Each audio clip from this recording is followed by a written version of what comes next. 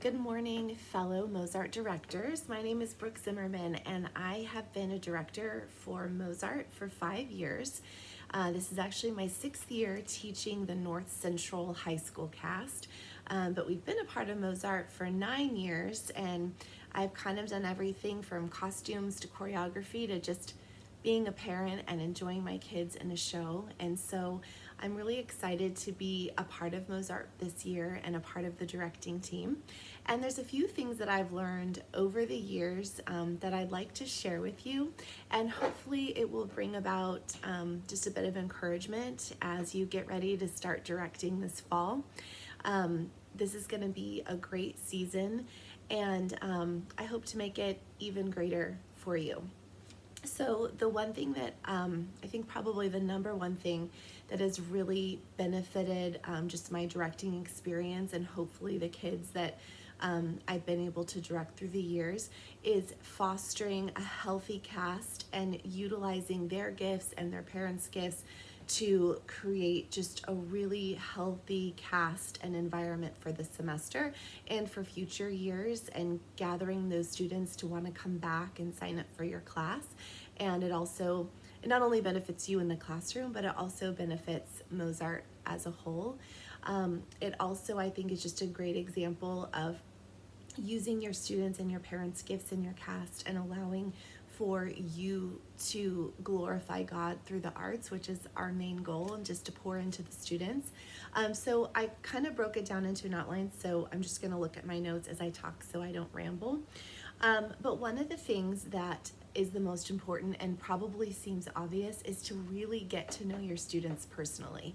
And I know that that's every good director's goal in the beginning, but when you get into the classroom, you are so busy with all the things. You are trying to not only teach theater, but you're trying to produce a show. You're trying to manage your classroom. You have a lot of students with a lot of different personalities and needs.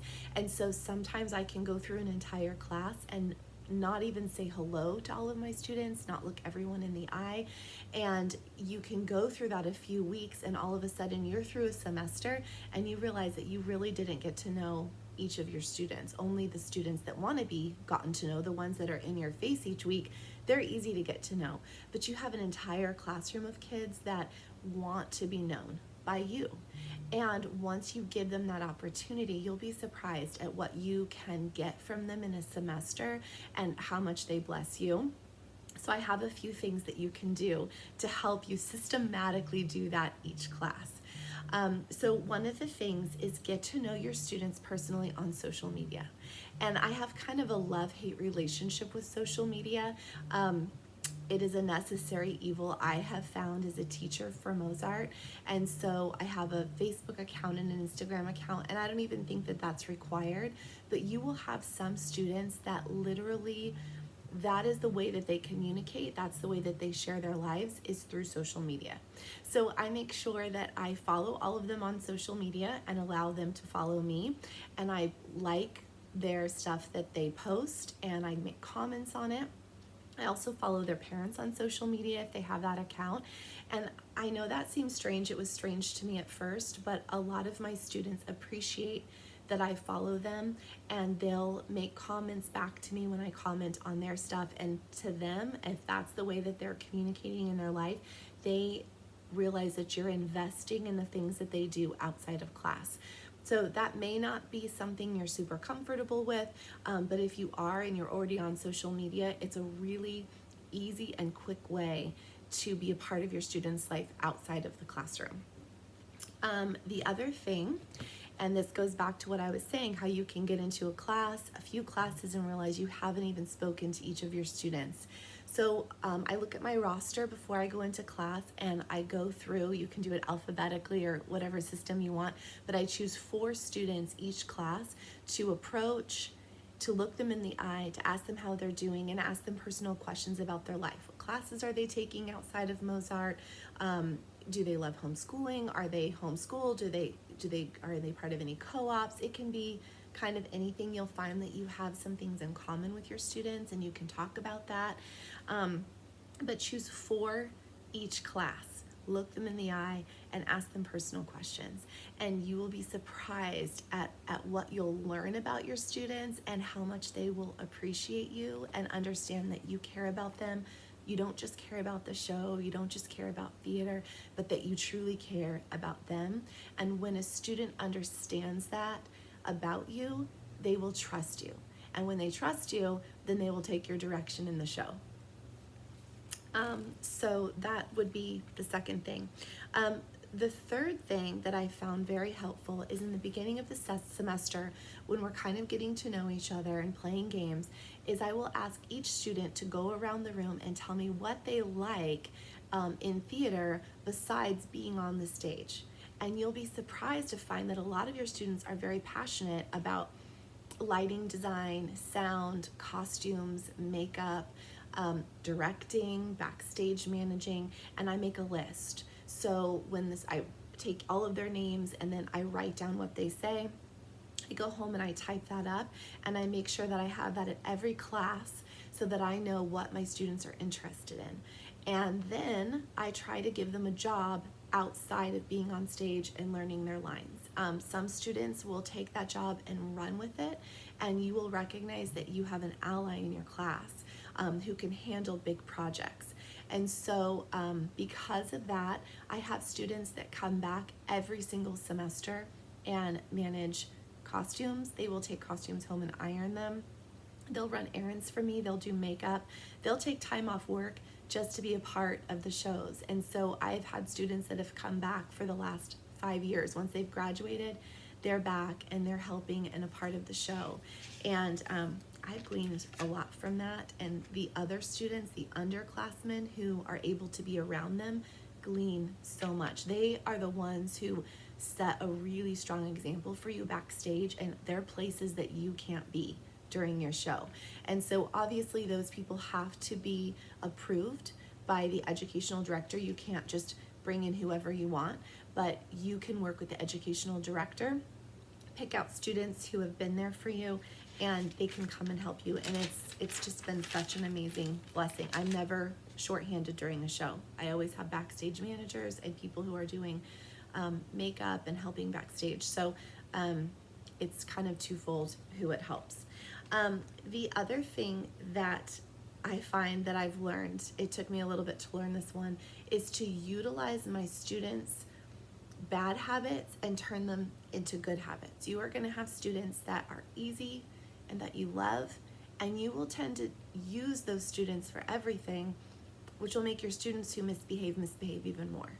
If you can take a student who misbehaves and use their misbehaving behavior and turn it for good in your classroom, everyone will benefit. So just an example, take one of their weaknesses, turn it into strengths. If you have a bossy student, and you'll probably have a lot of bossy students, we have firstborn homeschooled kids who are running their homes, and then they come into a classroom and they have to act like a student, and they're mini adults. If you can utilize that skill and not be worried about it, but actually just kind of loosely hold some of the things that you were trying to control and give that over to that student, you'll be surprised at what they can do for you and the stress that actually can be taken off of you in a classroom.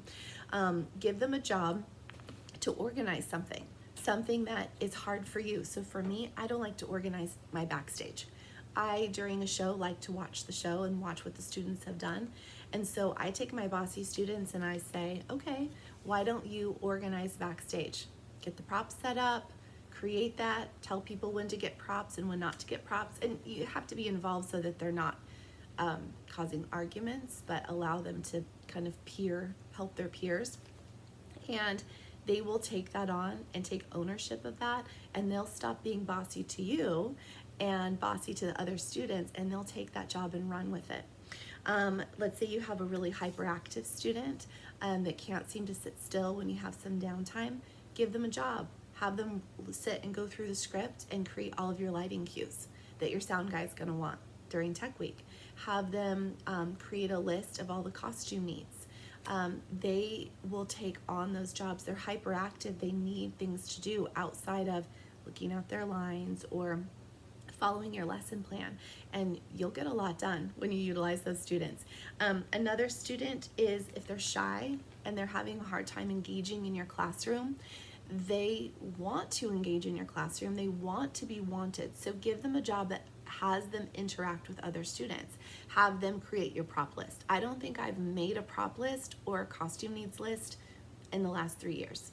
I always have students do it, and they take it on, they take ownership of it, and some of those kids who would maybe be called more of a wallflower, they'll take on that responsibility with such seriousness and more adept than I can do it. And I give them a due date when they turn it into me, and I really get a lot out of that.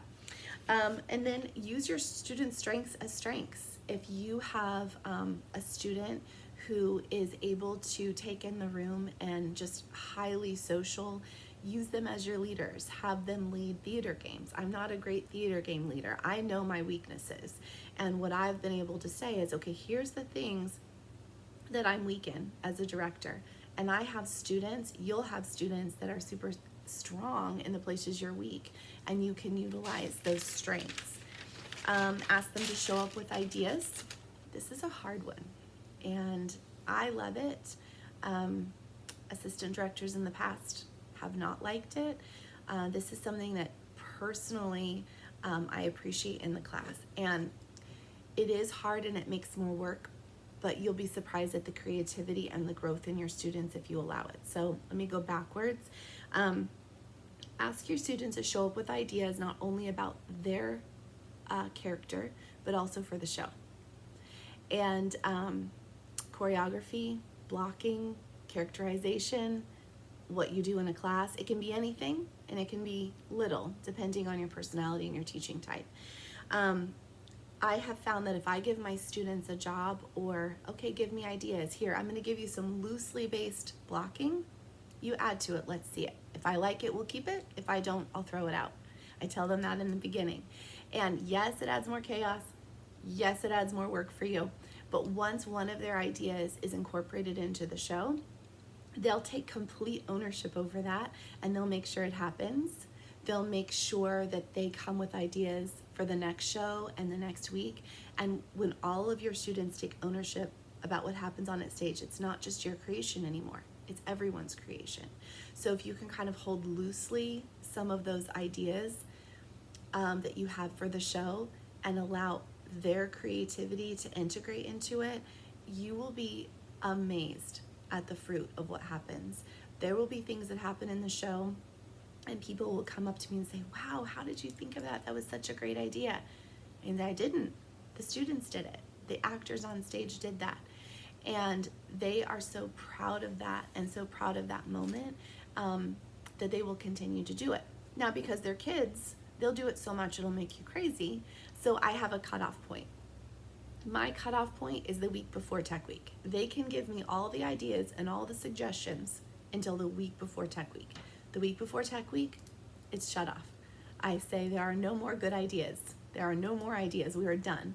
And I just lay that out for them, and they understand that. Yours may be after you block. Once we've blocked, no more ideas. So you'll kind of know your bandwidth for that. But I encourage you to allow your students to take ownership of a part of the show as much as you can, and then build in boundaries to where they need to stop. All kids need boundaries. You can't have just a organically creative class. Nothing will get done. Trust me, I tried. All right, so plan activities for your whole cast. So one of the ways that we build community within Mozart in our cast, and one of the reasons that our cast, I think, fills quickly and the kids want to be together so badly, is we don't just meet on Mondays. We meet early on Mondays and have lunch, or we have an extra rehearsal at a park and we order pizza. And it does take a little bit more time out of your teaching time, but it doesn't have to be a ton. One meetup during the semester that's outside of class time, where you're sitting around with your students and talking to them, makes a huge difference in community. And I invite the parents and I invite all their siblings. And what that does is the parents all of a sudden feel a part of you. The siblings see how much fun they're having how much fun their siblings are having, they start going, you know what, I want to sign up. I want to be a part of this class. I want to be a part of this community. And a lot of your students have invited their friends, and because they're homeschoolers, their parents are friends. And so you end up just building this really tight-knit community of people who want to be together. And that's beneficial for your show.